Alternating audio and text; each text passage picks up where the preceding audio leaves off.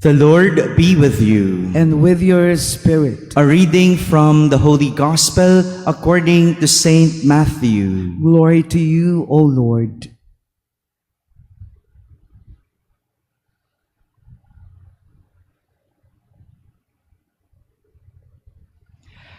At that time, Jesus exclaimed, I give praise to you, Father, Lord of heaven and earth, for although you have hidden these things from the wise and the learned, you have revealed them to the childlike. Yes, Father, such has been your gracious will. All things have been handed over to me by my Father. No one knows the Son except the Father, and no one knows the Father except the Son, and anyone to whom the Son wishes to reveal him. My friends, the Gospel of the Lord. Praise to you, Lord Jesus Christ. Good morning, my dear brothers and sisters.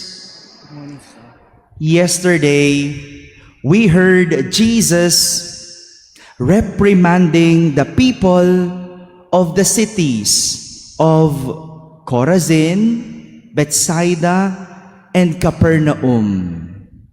Reprimanding, sinusumbatan, because they were not repenting. Hindi sila nagsisisi. Despite the many things, many mighty deeds and miracles shown to them by Jesus, they did not change. They did not repent. That was yesterday. Today, Jesus speaks with warmth and praise to those who follow Him through prayer. Kung kahapon nanunumbat ang tono ni Jesus sa mga hindi marunong sumunod at makinig sa Kanya, ngayon naman, mahinahon. Medyo warm. No? Mahinahon niyang pinatutungkulan ang mga taong sumusunod sa Kanya. He used the form of prayer to address the people who follow Him.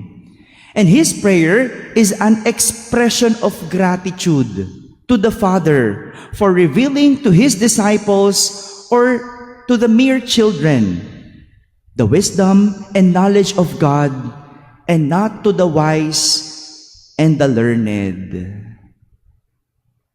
There are two types of people that Jesus is referring to in His prayer. First, the wise and the learned. These are the scribes and the Pharisees. Sila yung mga dalubhasa sa batas ng Diyos. Sila yung mga pari, sila yung mga nagtuturo. No? They're the ones who know more about the sacred law or sacred learnings. And so, they have the means of observing the law. Sila yung marurunong, madudunong, alam lahat tungkol sa batas ng Diyos. But sadly, they do not recognize the truth of God in Jesus. They do not recognize the truth of God in Jesus. They reject Jesus' preachings and teachings, and they refuse Jesus' miracles. That's why they do not repent.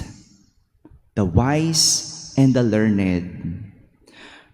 Kung sino pa yung nakapag-aral, sila yung mahirap papaniwalain.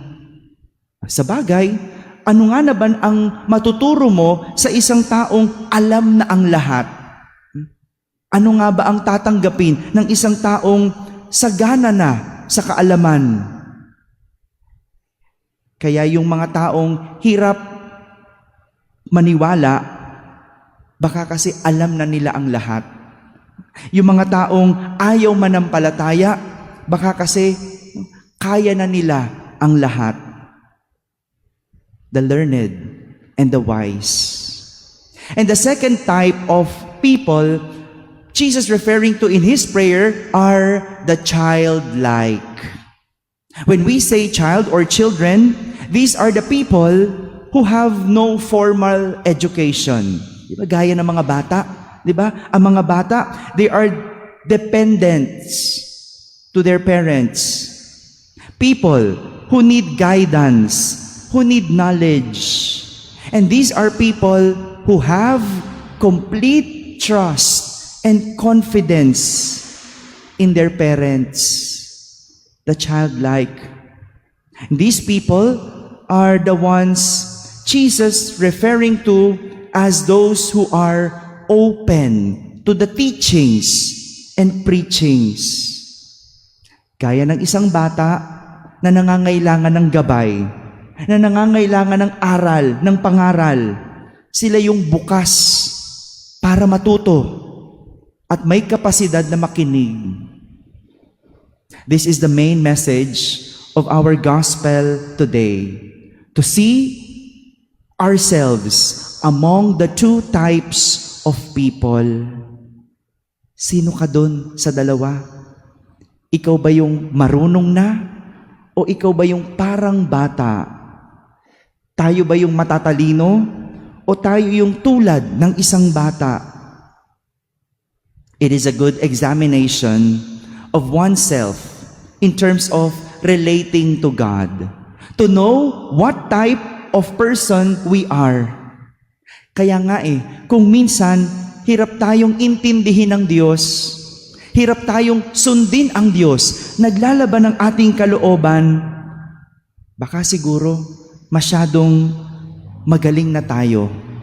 Baka siguro alam na natin ang lahat. Yan yung ugali ng mga matitigas ang ulo, nagmamarunong. Sabi nga ng mga millennial, mamarunong. Or, if we could recognize easily the teachings of God, if we could easily follow Him and observe His preachings, maybe we have the childlike heart. Tayo yung mga parang bata na nangangailangan ng gabay, na nangangailangan ng aral. Tayo yung mga bata na nagtitiwala sa sasabihin ng Diyos. My dear brothers and sisters, our relationship with God does not depend on how much knowledge we have of Him, but on how humble and trusting we are toward Him. Amen.